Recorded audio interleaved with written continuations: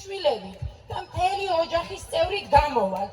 ამ ყველაფრის გამო, იმიტომ რომ 60%-ია საუბარი ხალხო, რაც 2 კაპიკი გქონდა რაღაც ცოლებს ხელფასი, ისიც კი დააღადაღეს და შემდეგ მოხსნეს და ისიც არ იყო ბანკებს.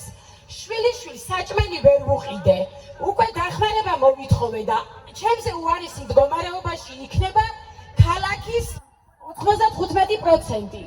უკიდურესად ვართ უკვე და ამიტომ მართლა მოვითხოვ მე ჩემნაირებს, დედებს, ცოლებს, შვილები და შვილიშვილებით მარტო ბიჭები ძალიან ცოდვები არიან, ჩვენი მეუღლეები ძალიან ვართ განწარებულები და ჩვენ ყველა ვიქნებით თქვენ გვერდით დღეიდან.